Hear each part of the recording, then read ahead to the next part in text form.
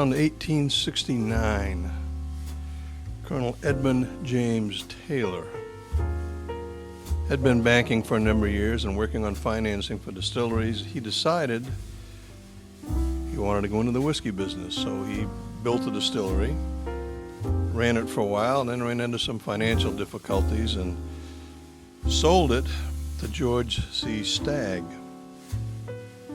But he stayed on and managed it for a while. And then in 1887, he built another kind of distillery, a new distillery.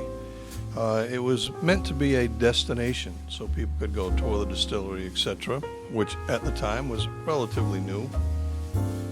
And it was inspired by European architecture. In fact, it looks like a castle. It looks like a castle you'd find over in England or Scotland or somewhere over there, Ireland. And it also had a spring house and a sunken garden, a lot of features that made it attractive to visit. And really it became the birthplace of the modern bourbon industry, if you will, because it really featured bourbon and hospitality in a way that hadn't been done before. Prohibition more or less forced the closing of that distillery eventually, although it did survive through Prohibition, like many, through making whiskey and distilled spirits for medical purposes.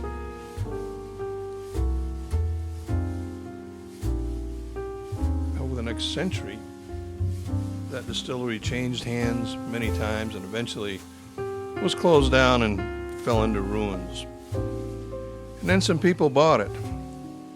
In 2014, they purchased what was left. It was known as the Old Taylor Distillery. They bought it, fixed it up, actually restored it as near as they could to its original look, I guess, and character. And then they introduced some spirits, distilled spirits, in 2018. And then in 2022, actually released their first aged spirit, which was a rye. The company is now known as Castle and Key, and it pays homage to the castle, obviously, on the property, but also the key-shaped source of their water for their bourbon. So it kind of honors the history of the place as well as its architectural appeal and of course its water source. So their rye is called Presentation Rye. What I'm drinking today is actually a single barrel straight bourbon. I picked it up at the Kentucky Bourbon Festival last month. I really liked it when I sampled it. Turns out I must have liked a lot of stuff because I came back with a lot of bottles of bourbon. But I like the rye equally as well, maybe even a little bit better. This particular one is as I said, a straight bourbon. The mash bill, if you're interested, is I don't know what it is. 73% white corn, 10% rye, and 17% barley. So not really unusual, very common. It's bottled at a proof of 105.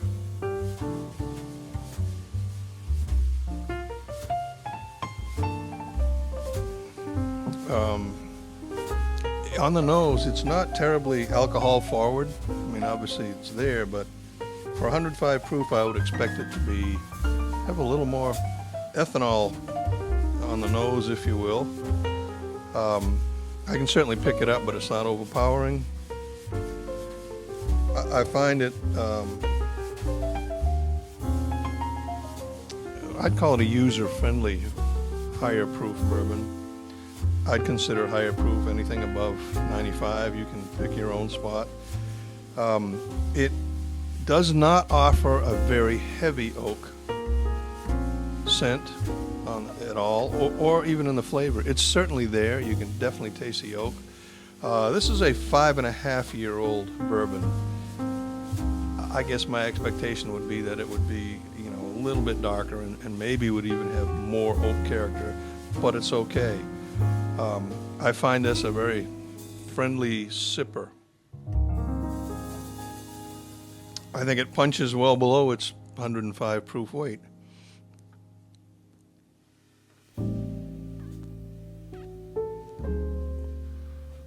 when I first tried it, I guessed that the proof was around 90. To me, it drinks that way. On the nose, again, it's very clean. There isn't a lot there, to be honest with you. I can certainly pick out a couple of things. You're going to get a little oak, but I'm not getting a lot of, vanilla caramel that you often get with these bourbons. A little, I'm going to call it nuttiness, and to me, it's almost like nosing a white wine. There's some kind of fruity character in there, and it follows through on the first sip. And subsequently, in fact, it's reminiscent of white wine to me. Doesn't taste like white wine, but that image did pop into my head, and it's kind of nice. And I got that on the nose. On the taste, I got a little more nuttiness, almost like to me, a walnut. But it finishes with that fruitiness.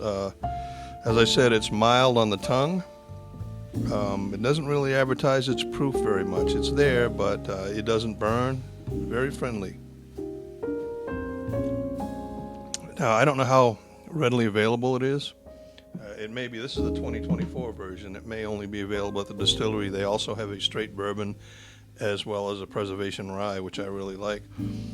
I'm pairing it with a Rocky Patel. This is kind of a bargain cigar.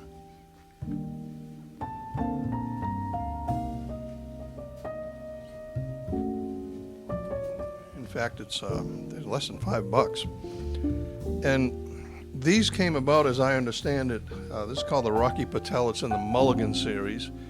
This particular one is called the Yacht Club. He has a variety of them, as I understand it. They may not be exactly what he wanted, so he is putting them out there at kind of bargain prices. Some of them, like this one, are only available online, as far as I know, through Holtz. This particular one, I think, is exclusive to them. You can find them. This Vitola is they call it a torpedo. It's tapered at the end. This is a very rugged-looking cigar to me. It evokes, the great outdoors. It's not one of those pristine, cosmopolitan-looking cigars, but it's got a golden copper hue that I find attractive. I can see some veins. I can see some character in it. I'm going to call it a medium flavor profile.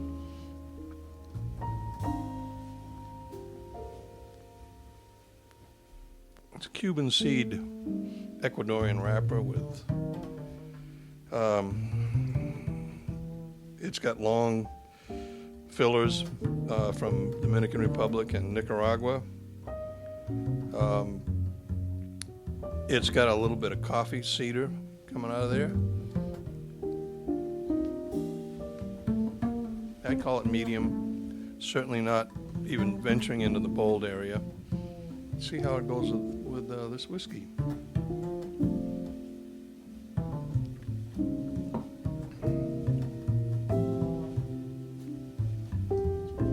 So the finish is kind of short on this particular bourbon.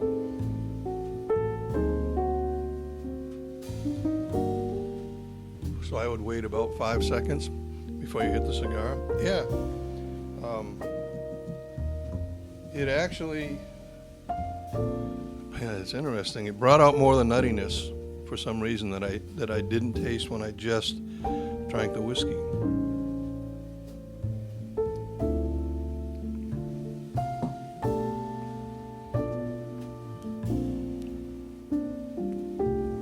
Yeah, it accents the nutty and cedar character a little bit, so it enhances the experience. I'm glad I put this one together. I was trying to figure out what I wanted to do, and I had some of this Castle and Key a couple of days ago, and I thought it was worth talking about. I've tasted all of their products that they had at the Bourbon Festival, and I ended up buying a couple of them, and I will talk about the rye on a future date. But so far, I'm enjoying this single barrel bourbon from Castle and Key. forgot the name of the town. I want to say it's something like Wilmington, Kentucky. No, it isn't. It's Millville, Kentucky. And this distillery, as I said, has ancient roots, and it's been there a long time. And of course, we know the E.H. Taylor name from now the E.H. Taylor products that come out of the Buffalo Trace distillery. They don't have any affiliation with Castle and Key. It's just that the folks that own Castle and Key bought the original Old Taylor distillery. So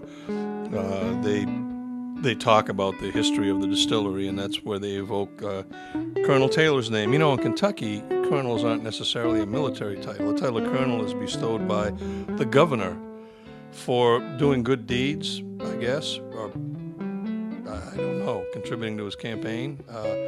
I inquired when I was there, you know, how can I become a colonel? And I pretty much was assured that I couldn't. So maybe those days are long gone, but there are a lot of colonels in the whiskey business, I find. And E.H. Taylor was one, and his connection to this whiskey is just that it's made in the place that he started making whiskey. So if you run into some of this, don't be afraid to give it a try. I do like this Rocky Patel Mulligan Yacht Club. I've had a couple other Mulligan offerings that were very good. I think I picked up a sample pack somewhere along the line that has 5 or 6 different Mulligan cigars in it, and so far they've all been really good. Certainly way better than their price would indicate. So don't be afraid to give these a try either, the Rocky Patel Mulligans.